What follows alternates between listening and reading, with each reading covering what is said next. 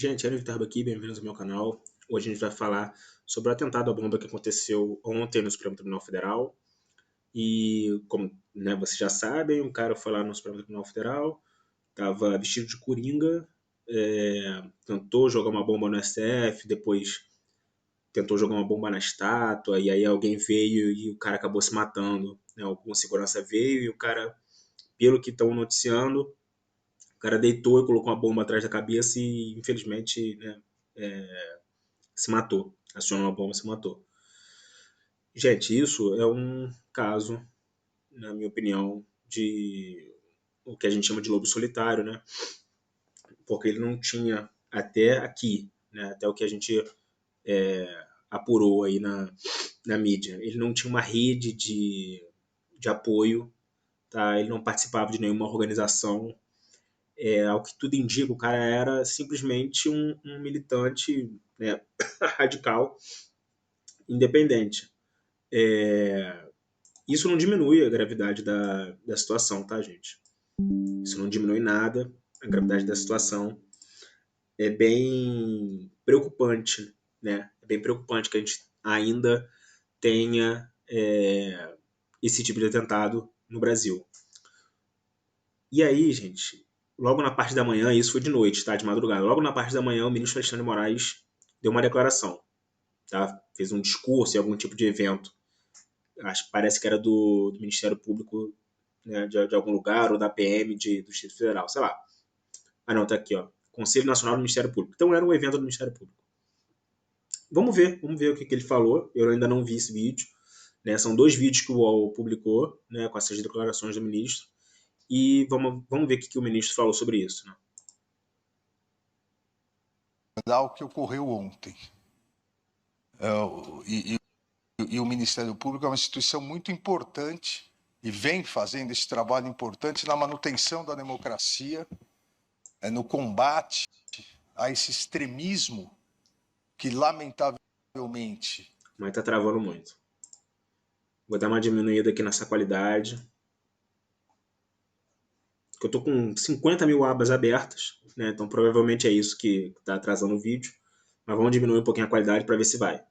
Nasceu e cresceu no Brasil em tempos atuais e nós precisamos continuar combatendo isso. O que ocorreu ontem no Supremo Tribunal Federal, a explosão de duas bombas e depois, durante as... Peraí, gente, tá travando muito, mas eu não sei se é o meu computador ou se é problema do vídeo. Diminuir de novo. diligências da Polícia Federal à casa da pessoa que acabou morrendo, outras duas bombas estouraram assim que a Polícia Federal entrou e, por sorte, competência da Polícia Federal, eles utilizaram aquele robozinho antibomba para abrir as portas, senão poderia ter ocorrido algo mais... O que aconteceu, gente? Esse ato ele já foi distribuído, né, no STF para o próprio Alexandre de Moraes e já teve uma diligência, né, da Polícia Federal que foi bater na casa onde o cara vivia, né? Parece que era um trailer, alguma coisa assim. E aí, o que o Moraes está dizendo aqui, né? Eles mexeram em alguma gaveta, a gaveta explodiu. Ou seja, o cara já sabia, né, que isso ia acontecer. Fatal, mas o que ocorreu ontem não é um fato isolado do contexto. Queira Deus, e a Polícia Federal vai analisar, e os autos já estão com o presidente do Supremo Tribunal Federal, o ministro Barroso, para analisar a presidência que analisa eventual prevenção em relação às demais investigações. Claro que isso foi, né, para as mãos do ministro Alexandre de Moraes. Né? Barroso deu isso para o Alexandre para uma suposta conexão desse ato com os atos de 8 de janeiro. Investigações já em curso, mas, como eu disse, queira Deus que seja um ato isolado, esse ato, mas no contexto, é um contexto que se iniciou lá atrás, quando o gabinete do ódio, o famoso gabinete do ódio, começou a destilar discurso de ódio contra as instituições, contra o Supremo Tribunal Federal, principalmente, contra a autonomia do judiciário. Assim, eu acho preocupante, né? O Moraes tá fazendo esse tipo de discurso, porque ele está falando sobre uma coisa que ele ainda está investigando. Se vocês forem parar para analisar, diziam que quem comandava esse gabinete do ódio era o Carlos Bolsonaro, né? O Carlos está preso? O Carlos está aí prisão preventiva? Está com alguma coisa nas costas? Está condenado? Está denunciado? O Carlos Bolsonaro está denunciado? Não. Então, assim, é uma apuração que, pelo que eu entendi, ainda está rolando, né, desse gabinete do ódio, e o ministro Moraes fala na maior tranquilidade sobre esse caso. Não é a primeira vez que ele faz isso, não é a última, acho que não vai ser nem a última nem nesse discurso, mas vamos ver. Contra o Supremo Tribunal Federal, não só como instituição, mas contra as pessoas, os ministros do Supremo Tribunal Federal e as famílias, os familiares de cada um dos ministros. Isso foi se avolumando sob o falso manto de uma criminosa utilização da liberdade de expressão. Isso dá muita raiva, porque assim, a pessoa que quer passar o PL das fake news, né, e que geralmente é de um campo ideológico mais progressista e que é crítico, né, do campo ligado ao ex-presidente Bolsonaro e aos liberais também, e eu me incluo nos liberais, eles dizem assim, não, porque vocês querem liberdade de expressão absoluta, vocês estão cometendo crimes em nome de uma liberdade de expressão absoluta, que vem nos Estados Unidos, que no Brasil não existe, não sei o quê. Ninguém nunca falou isso. Eu nunca vi um liberal no Brasil dizendo que quer liberdade de expressão absoluta. Isso é o maior espantalho do universo que criaram para atacar sim, a pouca liberdade de expressão, né, que as pessoas têm hoje em dia na internet. Porque, por exemplo, se eu quiser criticar o ministro Alexandre de Moraes, criticar mesmo, eu com certeza vou ser monitorado pela assessoria do ministro Alexandre de Moraes, tanto no TSE, não, no TSE não, que já saiu, mas no STF com certeza. Inclusive, era o que ele fazia no TSE. Para quem não lembra, né, a revista Oeste foi monitorada pelo TSE, por um servidor do TSE, e um assessor do ministro Alexandre de Moraes, quando se comunicou com o assessor do TSE, porque na época o Moraes era o presidente do TSE, o cara disse assim, investiga essa revista Oeste aqui, essa revista golpista, alguma coisa assim. E aí o cara falou assim, o cara do TSE falou assim, pô, investiguei e não achei nada. Aí o assessor do STF, do ministro Alexandre de Moraes, disse assim, acha alguma coisa aí, usa a sua criatividade. Então, assim, que tipo de liberdade de expressão que o ministro está se referindo aqui? É a liberdade de expressão que ele diz que ele defende, né, que é uma liberdade de expressão que não é absoluta, mas que ao mesmo tempo ele usa, né, a estrutura do Estado para monitorar pessoas que o critiquem eventualmente e para responsabilizar essas pessoas. Tanto é que a revista Oeste sofreu uma desmonetização misteriosa no YouTube e foi monitorada, né, e foi investigada pela assessoria lá do TSE. Então, assim, é impressionante. A pessoa consegue criticar um espantalho de liberdade de expressão absoluta ao mesmo tempo que ela cerceia a liberdade de expressão que ela entende não ser absoluta. Ou o ministro Alexandre de Moraes não censurou a revista Cruzoé, lá em 2019.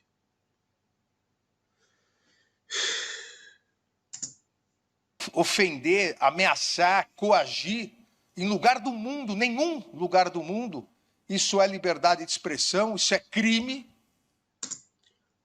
Ministro, já que você está falando de todos os lugares do mundo, procura um lugar no mundo, um lugar no mundo, que tem um ministro da Suprema Corte local com inquérito sigiloso na Suprema Corte que dura 6 anos, que não tem supervisão do Ministério Público local que os advogados não conseguem acessar, que é físico, e que esse ministro, e que o ministro dessa corte, não dá satisfação a ninguém sobre o que ele está investigando. Procura um país no mundo que tenha esse inquérito. Procura um. A não ser o Bananil. Isso foi se agigantando, e isso resultou, a partir da tentativa de descrédito das instituições, isso resultou no 8 de janeiro. E o 8 de janeiro, o que ocorreu, o que vem sendo investigado, o que vem sendo denunciado, o Ministério Público já ofereceu mais de 1.600 denúncias. O Supremo Tribunal Federal já condenou mais de 250... Ministério Público que você, assim, que a imprensa diz, ministro Alexandre Moraes, que você, a imprensa, não eu não, a imprensa, eles lá, a imprensa diz que você indicou o PGR, e esse PGR que fez as denúncias do 8 de janeiro. Só colocando esse cenário, tá? É porque você cita, não, porque o Ministério Público tal, apresentou tal, mas quem indicou esse PGR? Esse PGR é independente do senhor? De Vossa Excelência? Esse PGR, que, de acordo com a empresa, que você indicou, é independente? Pessoas pelos crimes mais graves, de tentativa de abolição do Estado Democrático de Direito, tentativa de golpe, depredação ao patrimônio público, mais de 250 pessoas já foram condenadas. E aqui eu não vou nem entrar, ministro, no fato dessas denúncias serem genéricas. Ah, porque é um crime de massa, é um crime ali de turba, é um crime de um grupo que faz a mesma vontade. Eu não vou nem entrar nessa discussão, porque esse instituto, né, esse tipo legal, que foi completamente subvertido para utilizar no 8 de janeiro, desse pessoal do janeiro, eu não vou nem entrar nesse mérito. Porque senão a gente vai ter que ficar aqui muito tempo. Mas só vou apresentar esse dado para vocês, tá? São denúncias, centenas de denúncias genéricas, onde a PGR só troca o nome da pessoa. O nome. Trocou o nome da pessoa e manda a denúncia. E da mesma forma, o ministro fala assim, não, porque o STF já condenou não sei quantas pessoas, o STF já recebeu não sei quantas denúncias. Gente, essas decisões, os acórdãos que recebem essas denúncias genéricas, são todos genéricos.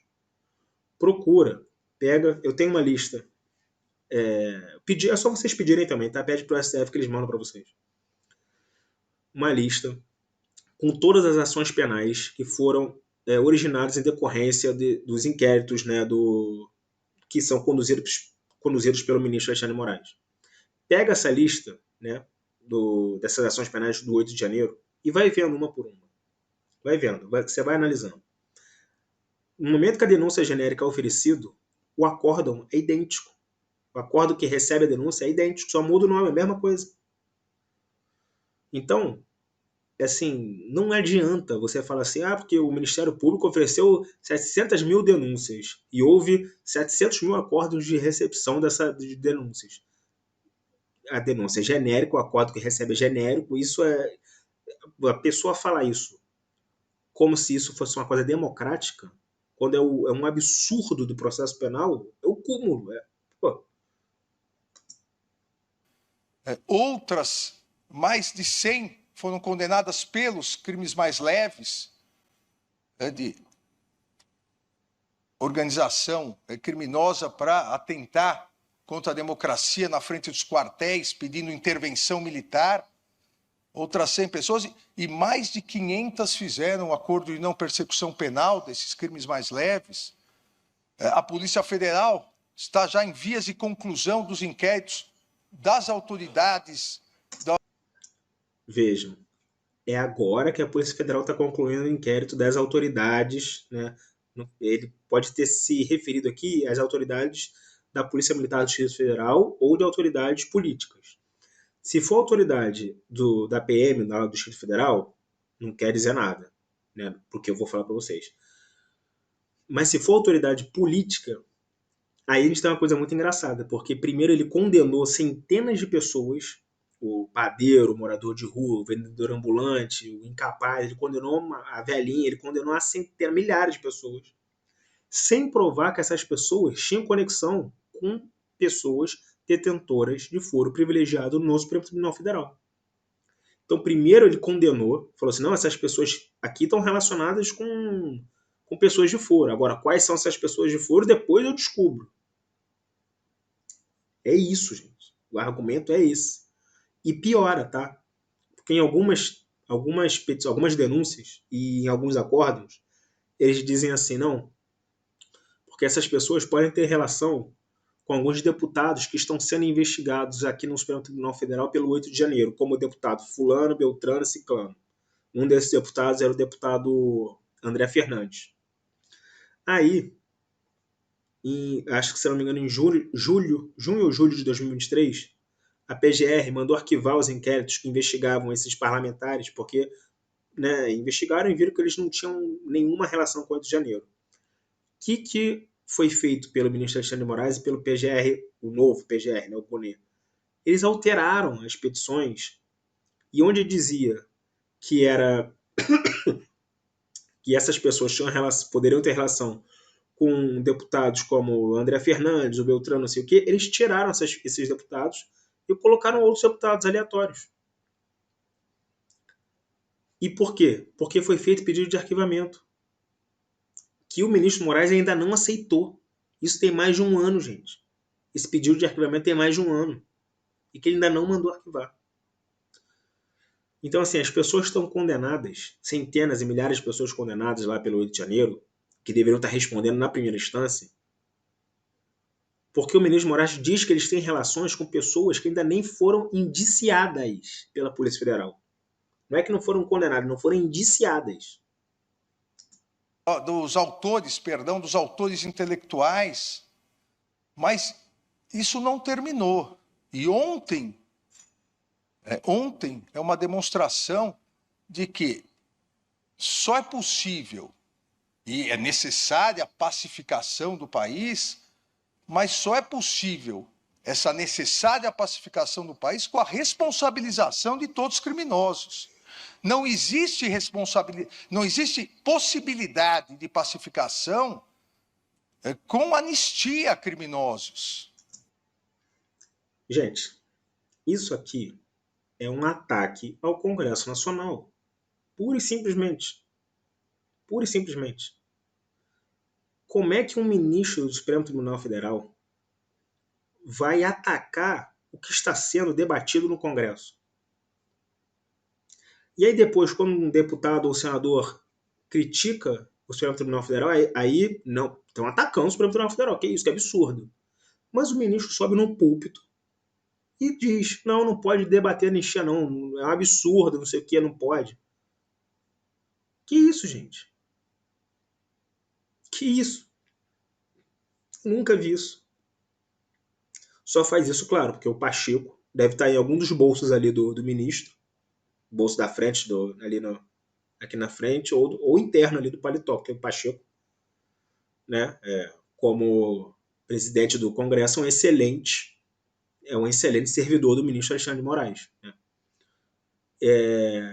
Então, assim, não cabe, assim, é ridículo a gente ter que dizer isso, né? Mas não cabe, ministro Alexandre, você dizer como o país tem que se reconciliar, porque você faz parte do problema.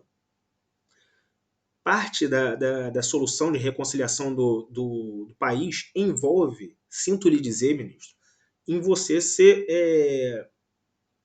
eu vou dizer aqui, tentar ser o mais técnico possível, em você ter suas decisões revistas.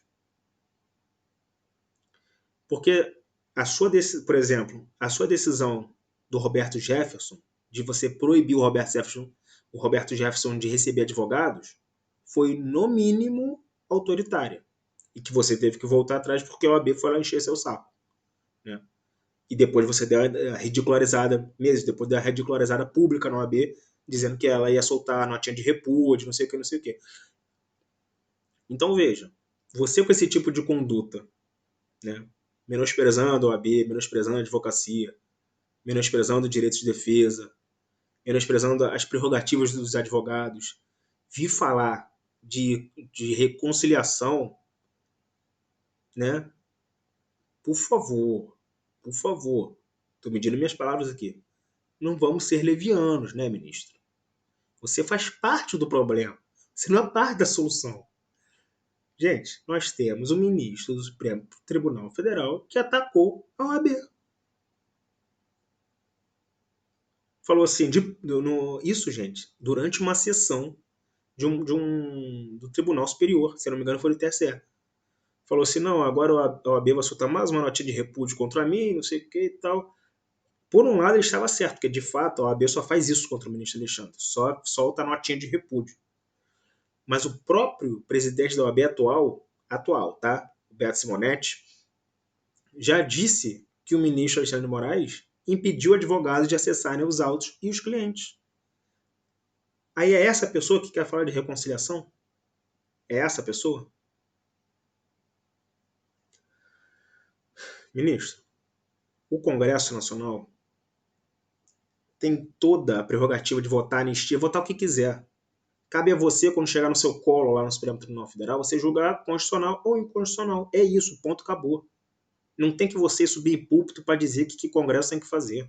Aliás, isso que você está falando aqui, não, porque não pode votar anistia, não sei o que, isso é a cloroquina, né, do seu campo ideológico. Porque você não traz um estudo,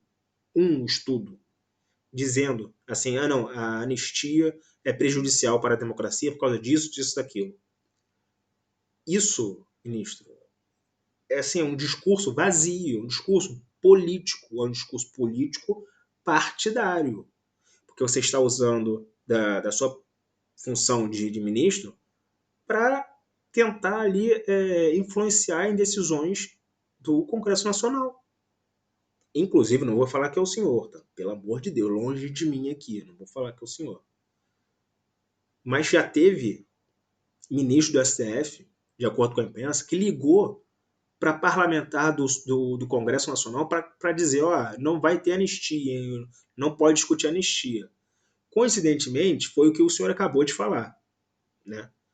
Mas eu não vou dizer que foi o senhor que fez isso, porque isso seria de fato atividade político-partidária, né? Porque aí não tem, assim, não tem como ficar mais claro do que isso, né? Um ministro do Supremo Tribunal Federal ligando para parlamentar para votar sim ou assado, né? Isso não tem como ficar mais claro do que isso, né? Atividade política partidária, né? E não foi o senhor, pelo amor de Deus, né? Longe de mim fazer né, esse raciocínio aqui, tá? Isso aqui não. Isso aqui você não vai ouvir de mim, não.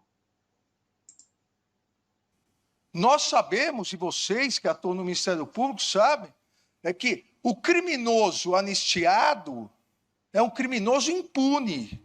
E a impunidade. Mas a anistia é para isso, ministro. Mas a anistia é para isso, pô. Será que a pessoa sabe o que é anistia? Cara, não é possível. Anistia, para você, vem da palavra amnésia, né? Esquecimento. É para você fazer com que aquele crime nunca tenha ocorrido.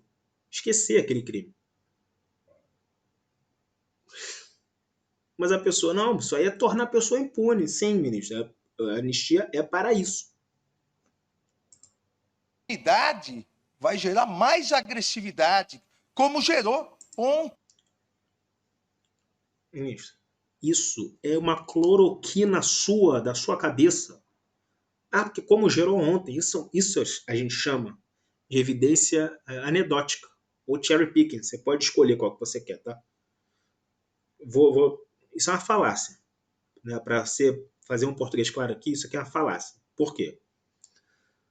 A gente teve o 8 de janeiro de 2023, 8 de janeiro de 2023, e as pessoas estão sendo processadas até hoje. E aí você teve esse ataque, né, ontem. E agora você vem dizer que não, a gente não pode votar anistia, porque nós tivemos, depois do 8 de janeiro de 2023, nós tivemos um ataque pô, até esqueceu, 13 de novembro de 2024, quase 2 anos depois. Um ataque de uma pessoa. Então você querer colocar a anistia, né, relacionar o efeito da anistia a feitos de ataques, etc e tal, é isso que você tem para oferecer de evidência. Mas cita um artigo, cita um livro, cita um professor, cita qualquer coisa aqui para fundamentar a sua posição. E agora está colocando, não, vocês sabem que anistias significa isso, isso. Ministro, quantas anistias nós tivemos depois da anistia da ditadura militar? Pode botar depois da Constituição. Quantas? Quantas grandes anistias para esse tipo de evento nós tivemos? Eu consigo lembrar de uma só, que foi da greve lá dos bombeiros ou dos policiais militares, se não me engano, acho que foi da Bahia ou do Ceará. E depois teve uma anistia. De cabeça que eu me lembro foi essa. Se o senhor quiser citar agora, sinta-se à vontade. Que as pessoas acham que podem vir até Brasília, tentar entrar no Supremo Tribunal Federal para explodir o Supremo Tribunal Federal, porque foram instigadas por muitas pessoas, lamentavelmente várias com altos cargos na República. Foram instigadas a agredir, foram instigadas a atacar, foram instigadas a tal ponto que hoje se utilizam de bombas para isso. Então, é necessário que nós todos, Poder Judiciário, Ministério Público, autoridades policiais, as autoridades políticas, o Congresso Nacional, é necessário não só que nós nos unamos na defesa constante da democracia, na responsabilização total. Não vamos. Na defesa da democracia, sim. Mas defesa da democracia com quem ataca os advogados, aí vai ficar difícil. Ministro, o senhor multou o advogado do Daniel Silveira por ele apresentar muitos recursos no processo penal do Daniel Silveira. Você multou o advogado pessoalmente. A OAB teve que ir lá bater na sua porta e falar que é absurdo. Não sei nem se você voltou atrás. Você prendeu, nessa brincadeira aí do 8 de janeiro, você prendeu um morador de rua por 11 meses. 11 meses, para depois o cara ser absolvido. Porque tinha falta de provas. Agora você vi, porque a gente tem que se unir para defender a democracia. Calma, filhão. Calma aí também. A gente tem que escolher com quem a gente vai se unir para defender a democracia. Tá bom? De todos aqueles que atentaram contra a democracia, porque a impunidade daqueles que atentaram contra a democracia gera eventos como ontem. Olha isso que ele acabou de falar. Gente, isso é o maior cherry pick possível, a maior evidência anedótica possível. O cara... Pô, é brincadeira.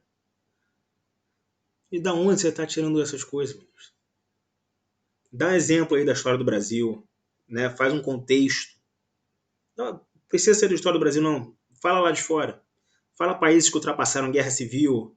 Vamos citar os Estados Unidos. Então, os Estados Unidos teve anistia direto durante e depois da Guerra Civil Americana. E aí?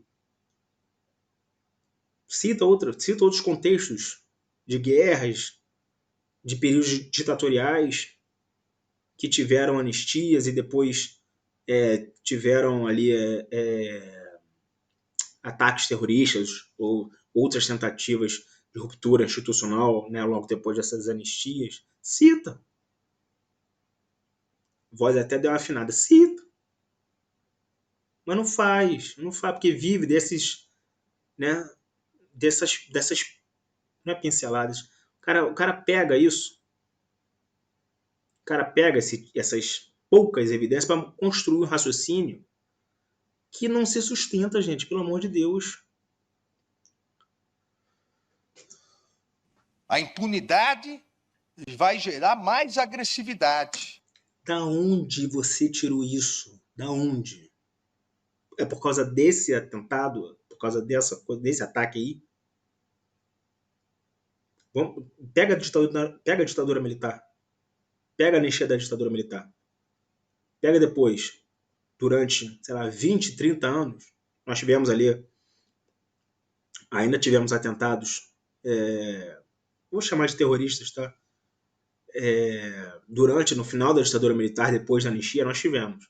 Mas depois da redemocratização, quantos atentados que a gente poderia enquadrar na Lei de Segurança Nacional, porque é a lei de antiterrorismo do governo Dilma, mas quantos ataques contra a segurança nacional nesse estilo nós tivemos depois da democratização até esse período que a gente vive hoje?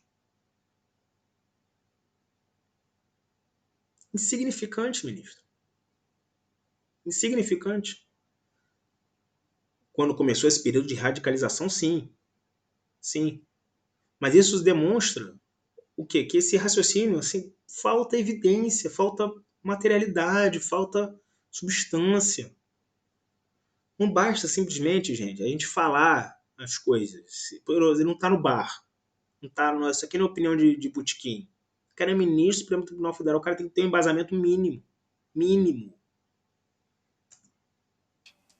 Vai gerar, como a pessoa que se suicidou ontem, a tentativa de... E detalhe, isso é porque esquece que terrorismo, né, e radicalismo, né, extremismo, são coisas multifatoriais. Multifatoriais. Aí ele está dizendo que só a anistia, né, só o fato de ter anistia vai implicar se isso vai gerar nova agressividade ou não. Esquecendo de todos os outros possíveis fatores que podem incidir sobre essa pessoa anistiada. Disse ele, escreveu de uma revolução. Antes se chamava o pedido de intervenção militar, agora de uma revolução. Então, as autoridades públicas, aqueles que defendem a democracia, devem se unir exatamente para que haja responsabilização, para que haja uma regulamentação das redes sociais. Não é possível. Negativo. Não é negativo porque eu sou contra a regulamentação de rede social. Negativo porque eu sou contra você falar de regulamentação de rede social. Eu não tenho opinião formada ainda sobre isso, mas a opinião formada que eu tenho é o seguinte: ministro do STF não pode subir palanque, não pode subir em púlpito e exigir lei. Não pode. Que isso é coisa do Congresso Nacional. Da mesma forma que eu acharia bizarro o presidente do Senado subir num palanque, subir lá na mesa diretora lá do Senado, do Congresso, e falar, não, esse julgamento aqui tem que terminar assim. Esse julgamento do STF tem que terminar assim, porque senão isso aqui é antidemocrático. Eu acharia bizarro se ele fizesse isso. Não vai fazer porque tá guardado ali contigo. Não vai fazer nada, na verdade. Mas desta mesma forma, eu não espero. Cara, e olha só que bizarro. O cara vai falar de defender a democracia e 5 minutos depois ele fala, o ministro do Supremo Tribunal Federal quer falar que lei que tem que surgir no Brasil. Porra, velho. Possível mais esse envenenamento constante pelas redes sociais. O mundo todo já está regulamentando. A Europa tem 2 importantes leis. Gente, sempre que citar, porque lá na Europa, porque lá na Oceania, porque na Ásia, porque América Central, não sei o que, já tem assim, assado. Perguntem sempre, ministro, qual dessas regiões, em qual país, em qual cidade-estado, em qual bairro desses locais eles têm uma Suprema Corte com inquérito, uma investigação há 6 anos, secreta, sem dar satisfação dessa investigação para ninguém, que advogado é impedido de acessar, que o Ministério Público não consegue acompanhar direito. Pergunta, só pergunta. Porque é muito fácil chegar aqui, não, porque a França fez uma regulamentação de rede social que foi maravilhosa. Ministro, te garanto uma coisa, se na França tem um ministro da Suprema Corte que faz o que você fez com a advocacia, o nego vai na rua e quebra tudo. Já faz, né? Por qualquer coisa. O francês já faz qualquer coisa, já sai na rua, quer, bota fogo no carro, faz o diabo. Se tem, se tem uma coisa parecida com o que você fez com a advocacia, ministro. Aprovou ano passado 2 importantes leis para que com isso nós possamos aí sim pacificar o país. Procurem um juiz da França que suba num púlpito e fale dessa maneira. Procurem um juiz da Suprema Corte da França que faça isso aqui. Voltar à normalidade sem criminosos querendo dia após dia atentar contra a democracia. Então eu desculpem até por essa introdução, mas é impossível, seria impossível ignorar o que aconteceu ontem. É um dos, tirando o 8 de janeiro, talvez o ato mais grave, já o atentado mais grave contra o Supremo Tribunal Federal, onde a pessoa tentou ingressar no Supremo, quando foi barrada pela segurança, que percebeu que tinha artefatos amarrados, aí se dirigiu até a estátua da Justiça e explodiu, se auto-explodiu. A ideia era tentar ingressar e explodir dentro do próprio Supremo Tribunal Federal. Nós não podemos compactuar com impunidade de ninguém que atente contra a democracia, contra os poderes de Estado, contra as instituições. Então, todos nós, independentemente do posicionamento político, ideológico, todos nós temos que nos unir sempre na defesa da democracia. Bom, gente, é isso. Se inscrevam no canal, tá? Dá like no sininho, dá like no vídeo, clica no botão de se inscrever, clica no botão de se inscrever, clica lá no botão de se inscrever, tá? Comenta, tá? Comenta, faz um comentário lá, fala assim, pô, não gostei, ou gostei, ou tu tá errado por causa disso, tá certo por causa disso. Vai lá, comenta, porque eu respondo os comentários. Né? Não é inútil você comentar, não. Pode comentar lá que eu vou responder. Né? Se não for me xingando, obviamente. Mas é isso, gente. Um abraço, até a próxima.